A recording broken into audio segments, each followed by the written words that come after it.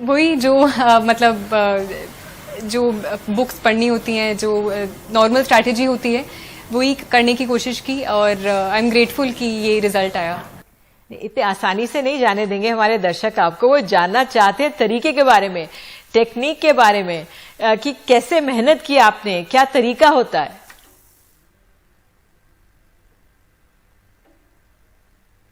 I think सबसे जो शुरू में और धीरे धीरे बाद में जो थोड़ी चेंज होता है तैयारी में, वो यही होता है कि शुरू में बहुत सारा मटेरियल होता है, पता नहीं होता है कि क्या करना है क्या नहीं करना है।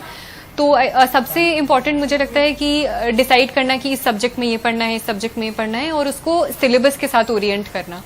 तो बेसिक बुक्स, एनसीईआरटीज, इन सब के अलावा जो था, मैं जो अखबार था वो हर रोज पढ़ती थी, और जो सिलेबस यूपीएससी का जो सिलेबस है मेंस का, उन हेडिंग्स के अंदर मैं नोट्स बनाती थी कि जो इम्पोर्टेंट है, जो जहाँ से क्वेश्चंस आते हैं प्रीवियस ईयर क्वेश्चंस को देखकर।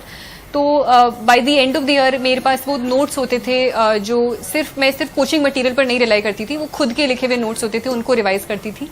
फिर बाद में मेंस से पहले मैंने आंसर राइटिंग की भी काफ़ी प्रैक्टिस की थी, जिसकी वजह से मुझे लगता है मेंस में मेरे ज़्यादा नंबर आ पाए और ये रैंक मिल पाई। जी, और हमेशा बात होती है कि कितने घंटे आपने पढ़ाई की, उसके बारे में बताइए।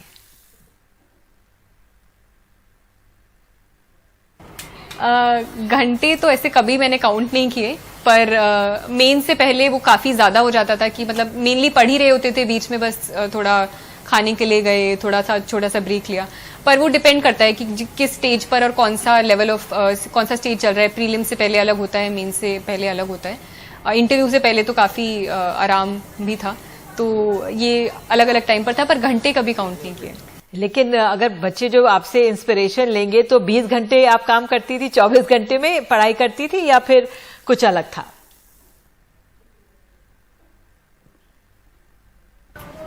नहीं, पर हाँ, नहीं, पर ऐसा तो बिल्कुल भी नहीं था। मतलब मैं पर्सनली तो मैं ब्रेक्स भी काफ़ी ही लेती थी, तो ऐसा तो नहीं था। और आई थिंक ज़्यादा इंपॉर्टेंट होता है घंटों से ज़्यादा, क्योंकि कई बार आप 5 घंटे बैठे हुए होते हो, पर प्रोडक्टिविटी 1 घंटे की भी नहीं होती है उसके अंदर। तो ये प्रोडक्टिविटी इंश्योर करना ज़्यादा इंपॉर्टेंट होता है। Targets I think content based होने चाहिए रादर देन घंटे बेस्ड। तो वो अगर आप कंटेंट आप कम टाइम में कर रहे हो तो that is better rather than आप घंटे ज़्यादा कर रहे हो। तो ये ही मैं अप्रोच फॉलो करके चलती थी। जी, और एक एनवायरनमेंट की बात होती है, वातावरण कैसा मिला आपको, कितना मददगार रहा?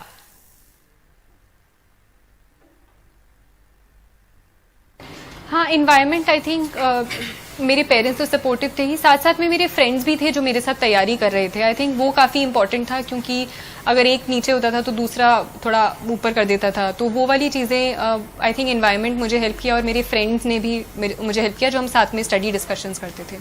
बिल्कुल, और आईएएस बनना तो सबसे प्रतिष्ठित हमारे देश में माना जाता है। अब तो लेटरल एंट्री भी हो रही है, उस लिहाज से क्या विचार आपके?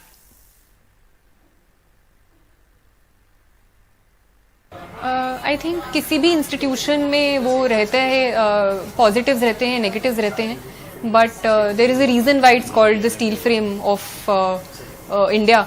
तो I think there is a need for good civil servants in the country, and I think जिनका इंटरेस्ट है इस एरिया में, उनको डेफिनेटली आगे आना चाहिए। There are also at the same time बहुत और भी एरियाज हैं जहाँ you can serve the country और you can serve people around you, so those are also there.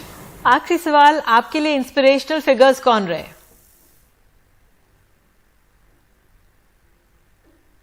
At a very personal level, I think my mother and my grandmother are people who I look up to in terms of them being strong women, and वैसे level पर भी बहुत सारे लोग हैं। अगर हम सिर्फ सिविल सर्वेंट्स के बारे में ही बात करें तो देर आर इंडिविजुअल्स और सिविल सर्वेंट्स, जैसे लक्ष्मी प्रिया, IAS लक्ष्मी प्रिया हैं असम में, बंगाईगांव में उन्होंने मेल न्यूट्रिशन पर काम किया है।